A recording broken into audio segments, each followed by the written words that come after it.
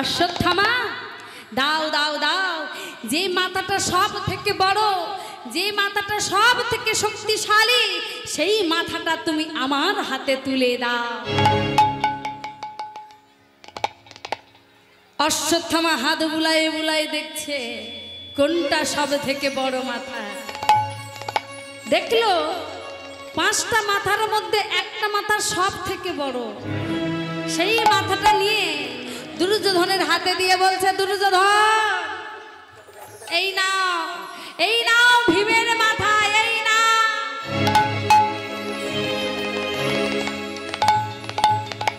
দুর্যোধন মাথাটা নিয়ে মনে মনে ভাবছে, কি করব আমি মাথা নিয়ে, কি করব? আমার শিশুকালের শত্রু, আমার চিরকালের শত্রু এই ভীম, একে কি করব, একে আমি কি করব? ভাবতে ভাবতে এমন করে জোর করে চাপ দিলে মাথাটা ভেঙে টুকরো হয়ে গেল। দুর্যোধন চিৎকার করে বলছে, না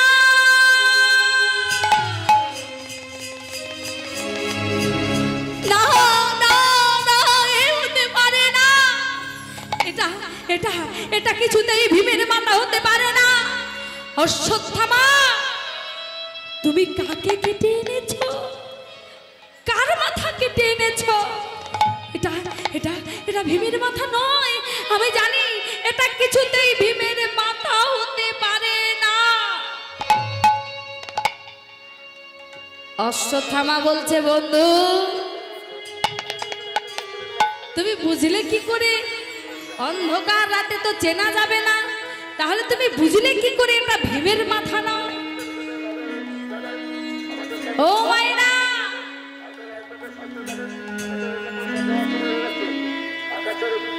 দুর্যোধন বলছে, অশ্বত্থামা তুমি মশালটা জ্বালাও, আমি মশালের আলোতে দেখতে চাই, কারণ এটা যদি ভীমের মাথা হতো আমি কিছুতেই এই মাথা ভাঙতে পারতাম না। দেখো তো মশালটা জ্বালিয়ে তুমি কাকে কেটে এনেছো? যেই না মশাল জ্বালিয়ে দিল, দেখলো কি দেখলো? পঞ্চ পাণ্ডবের 5টা সন্তানের মাথা। দুর্যোধন চিৎকার করে বলছে, না না না, কিছুতেই হতে পারে না। এ তুমি কি করেছো অশ্বত্থামা? এ তুমি কি করেছো? এ তুমি কি করে এনেছো? তুমি কাদের কেটে এনেছো?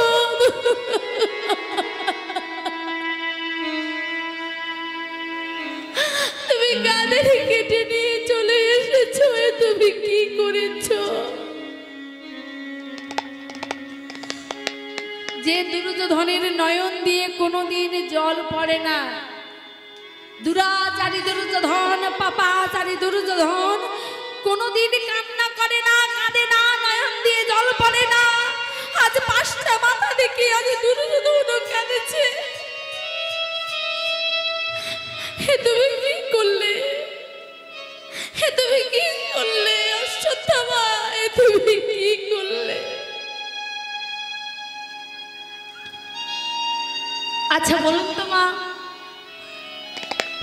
পঞ্চপাণ্ডবের ছেলেদের মাথা কেটে এনেছে, তবে তাদের পিতা কি ছেড়ে দেবে অশ্বত্থামাকে?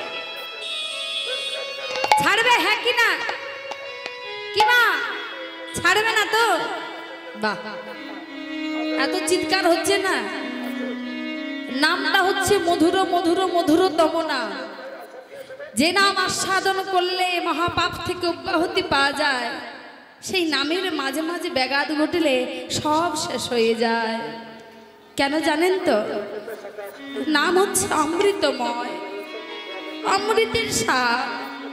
যে একবার পান করে তার বদন থেকে আর যায় না, তার দেহ থেকে আর চলে যায় না এই নাম। বারবার নামে যদি কোনো অপরাধ করে ফেলে এই নামের আর ক্ষমা হবে না। ভগবান বলছেন, কোন ভক্ত যদি নামের অপরাধী করে, নাম অপরাধী হয়ে যায়, নামের ব্যাঘাত ঘটে যায়, সেই ভক্ত কিন্তু নামের অপরাধী হয়ে যাবে। এই অপরাধের কোনো ক্ষমা হয় না। একটু ধৈর্য ধরে বসতে হয়। এ তো নাম আর ছেলে খেলার জিনিস নয়। খেললাম, ভেঙে দিলাম, আবার ফেলে দিলাম, এ খেলার জিনিস নয়। এ হলো নাম। যে নাম করলে নয়নের দিয়ে জলের অশ্রুধারা বয়ে যায়, যে নাম অন্তরে জপ করলে প্রেমের অশ্রু হয়ে যায়, ভগবানকে কামনা বাসনার জ্বালা বেড়ে যায়, সেই নাম।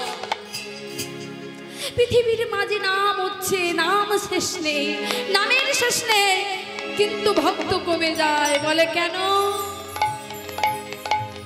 আগেকার দিনে ছোটবেলায় দেখেছি বছরে একবার নাম হতো একটা গ্রামে। সে হরি মন্দিরের দিন ধরা হোক, অষ্টম প্রহর হোক আর নিশি প্রহর হোক, একবার হতো। এখন তোমার গ্রাম বাদ দিন পাড়ায় পাড়ায় হচ্ছে, ঘরে ঘরে হচ্ছে, তবে ভক্ত কোথায়? একই অবস্থা। নাম চলছে কিন্তু ভক্তহীন, প্রেমহীন, ভক্তি নাই। কেন? বলে নাম হচ্ছে বটে সর্বত্রে, কিন্তু প্রেম শূন্য।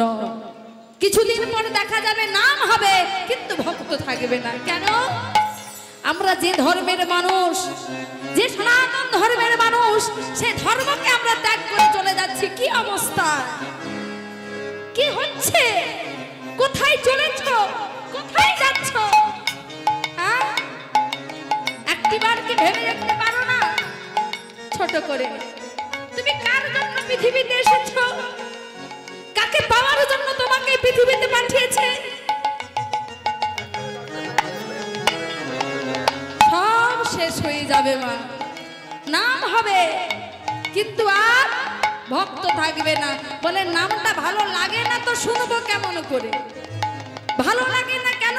বলে উচ্ছের মতো তেতো লাগে। বলে উচ্ছে খালে তেতো না? কি মায়েরা, আস্তে আস্তে আস্তে, উচ্ছে খালে তেতো তো কি জানেন? কথা না বললে আবার নাম হয় না। হয় কি? এই একা একা বকবো, হ্যাঁ? ওই যে বকা বলে না, যারা মানে বকা হয় তারা বক বক বক বক করে, তারা একা একা বিড়বিড় করে। কেন? তারা পাগল। হ্যাঁ, কিন্তু আমি কি পাগল? তাহলে একা একা বকলে ভালো লাগবে না। গৌরহরিকে একা একা নাম করেছিলেন? করেননি তো। 10 5 মিলি নিজ দুয়ারে বসিয়া কীর্তন করো সবে হাতে তালি দিয়া। তাহলে হাতে তালি দিয়ে নাম করতে হয়, সবাইকে নিয়ে নাম করতে হয়, একা একা নয়। তবে একটু আকাশের অবস্থা খারাপ, আমাদের মেনে নিতে হবে। কেন? দুটি জিনিস নিয়েই আমাদের পৃথিবী চলছে। দুটি জিনিস, বেশি না। জন্ম মৃত্যু, জোয়ার ভাটা, সুখ দুঃখ, তাই না? তাহলে সুখ থাকবে, আবার সুখের মধ্যে দুঃখও থাকবে। কিন্তু মানুষ আমরা এটা মেনে নিতে পারি না। মানুষ তো কলির মানুষ, মানতে পারি না। ভগবান তুমি সুখটা দিয়েছিলে, যখন সুখটা দিতে পারতে, তা তুমি দুঃখটা কেন এনেছো? দুঃখটা কেন এনেছো? তা দুঃখ দিলে কেন? তা এতদিন সুখ দিলে, এরপর দুঃখ দিলে। ভগবান তোমার কি চোখ নেই গো? তুমি দেখতে পাও না? তুমি কি অন্ধ? কি মায়েরা আমরা প্রশ্ন করি না? ভগবানের দ্বারে গিয়ে শুধু মাথা কুড়ি, ভগবানের ছেলের চাকরি দাও, মেয়েকে একটু ভালো ঘরে যেন বিয়ে দিতে পারি, এই অবস্থা। একটিবারের জন্য ভগবানের চরণে মাথা কুড়ে বলি না, দয়াময় তুমি আমায় দুঃখ দাও। যে সুখ দিলে ভগবান কাজ ছেড়ে চলে যায়, জীবন ছেড়ে চলে যায়, দেহ ছেড়ে চলে যায়, সেই সুখ দিও না, তুমি আমায় দুঃখ দাও। কোনোদিনই কি বলেছি ভগবান দুঃখ দাও? আমরা কোনো মানুষ বলি না। কেন? দুঃখ চাই না, চাই শুধু সুখ। তাই বলছে তুমি সুখ পেয়েছো, দুঃখ পেয়েছো, কষ্ট পাচ্ছ। তবে একটা প্রশ্ন। কি প্রশ্ন? দেখুন মা, এই যে সকালটা হয়েছে, আবার রাত্রিটা নেমে এলো, তাহলে একটি প্রশ্ন জাগে না আপনাদের মনে, যে সকালটা যখন এসেছে সকালটাই থাক? কোনদিন বলছি, ভগবানকে বলেছি যে ভগবান সকাল দিয়েছে, সকালটাই থাকে না, সন্ধ্যাটা কেন আসবে? হ্যাঁ, রাত্রিটা কেন আসবে ভগবান? তুমি সকালটা দিয়েছো, সকালটাই থাকুক। কোনোদিন বলেছি? কেন বলি না? আমরা জানি যে সকাল হয়েছে যখন সন্ধ্যা হবে, রাত্রি হবে, আবার প্রভাত আসবে। মানুষ আমরা মেনে নিয়েছি যে সকাল হয়েছে সন্ধ্যা আসবে, তবে মানুষ কেন মানতে পারি না? সুখ যখন এসেছে দুঃখটা তারপরে আসবে, এটা কেন মানুষ মানতে পারে না? এই হচ্ছে আমরা শুধু চাওয়া পাওয়া করি, কোনোদিন বলি না ভগবান আমি চাওয়া পাওয়া করবো না, আমি শুধু তোমায় যেন পাই। এমন কিছু দাও যেন তোমার চরণ ছাড়া না হই, এমন কিছু দাও যেন তোমার চরণে আমি সারা জীবন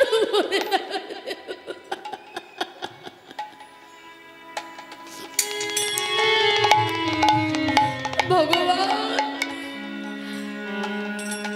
একেবারে কৃপা করে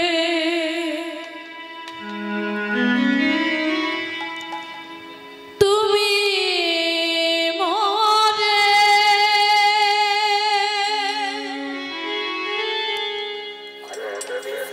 ঠাই দিও ওই চরণ তলে দয়াময় যেন তোমার চরণ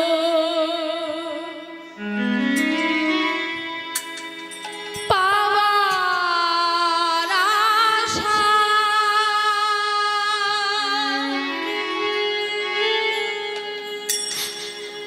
যেন মন থাকে ওই চরণ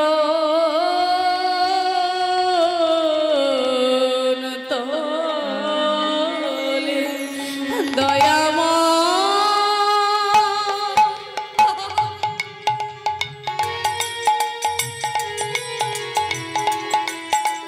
ওগো কৃপা হরি বল হরি হরি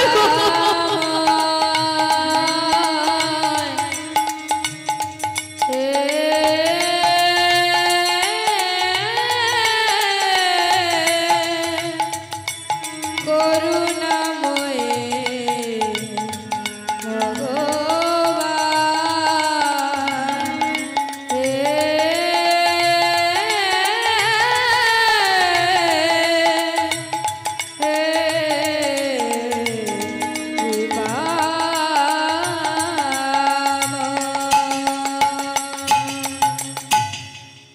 ভগবানকে যে পেতে গেলে কত কষ্ট করতে হয়, কষ্ট পেতে হয়, মানুষ এটা বোঝে না।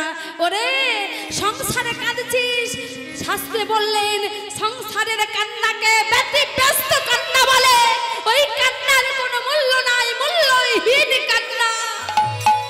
সেই কান্না যদি ভগবানের জন্য হয়, সেই কান্না হলো ভগবানের জন্য কান্না, যে কান্নার জন্য ভগবান তোমার কাছে ছুটে আসবে, তোমাকে বলে হাত পেতে আয় রে একবার আমার বুকে আয় ঝুঁকে ঝুঁকে।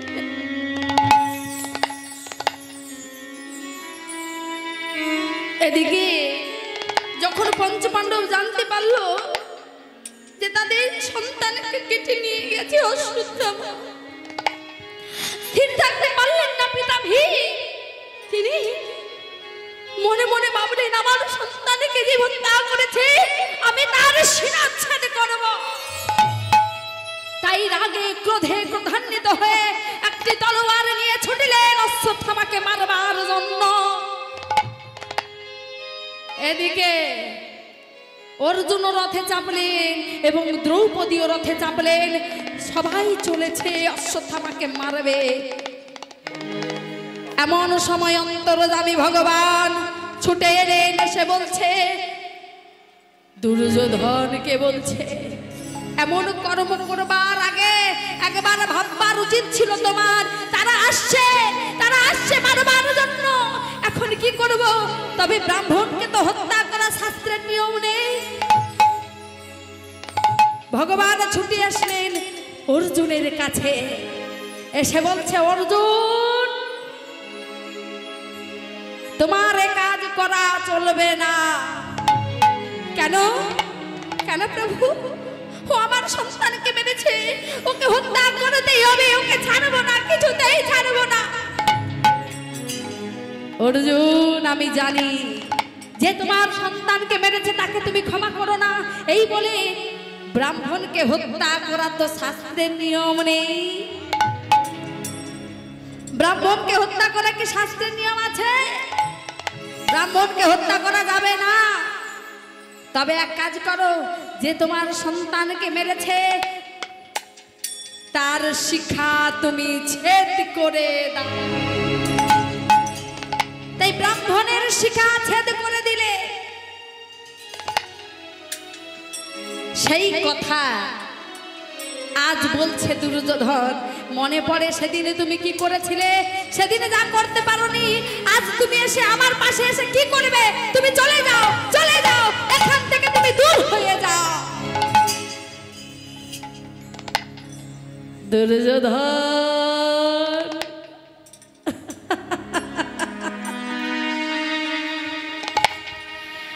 এখনো যে প্রদীপের শিখা নিভেনি, জ্বলছে, দাও দাও করে জ্বলছে, জ্বলছে।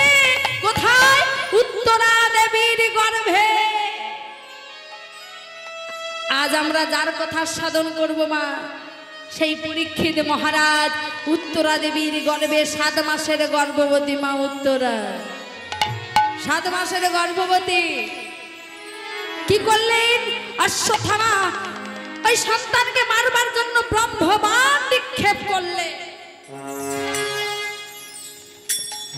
যেই বাণ নিক্ষেপ করেছে, বাণ আগুনের গোলার মতো হয়ে উত্তরা দেবীর গর্ভে প্রবেশ করেছে। উত্তরা চিৎকার করে বলছে, না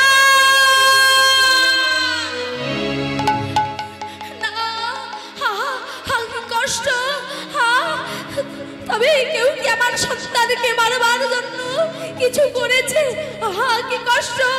ভগবান ঈশ্বর, একবার বাঁচাও, একবার আমার সন্তানকে তুমি বাঁচিয়ে দাও। কোথায় রইলে প্রতিটি পাবন? একবার এসো, দয়া করে একবার এসো।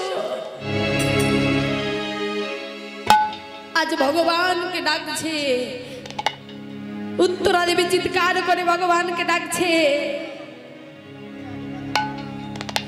একেবারে দাদা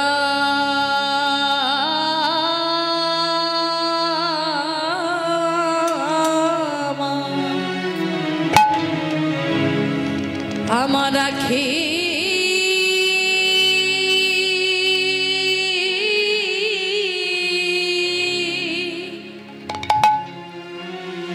ওরে আখি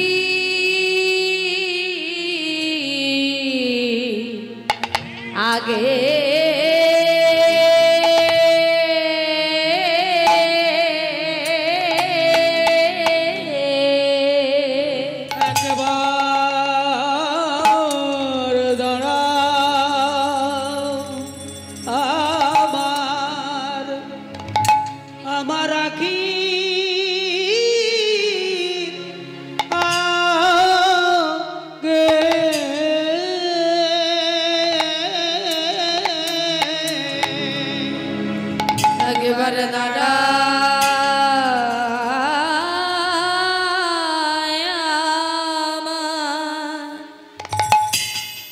আমার আখি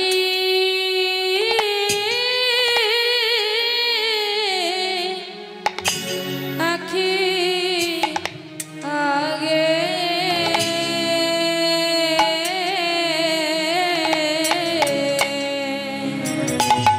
একবার দাদা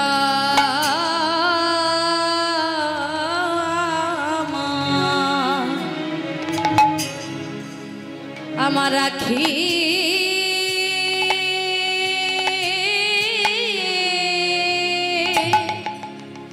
ওগো আখি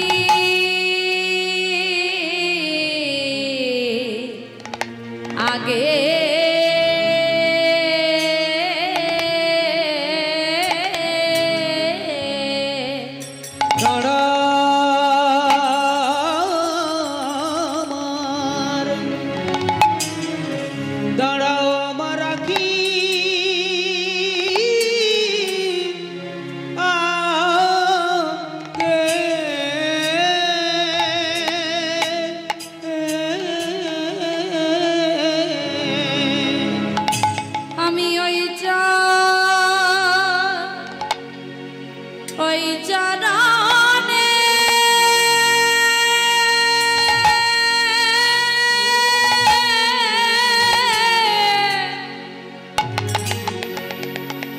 সার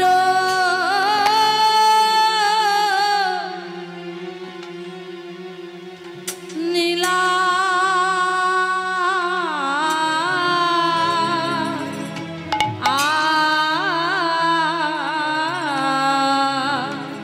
একেবারে দাঁড়া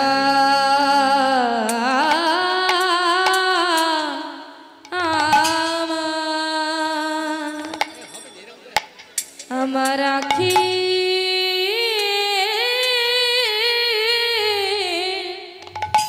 আখি আগে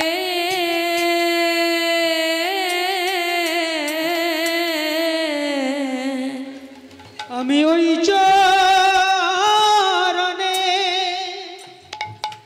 শরণ নি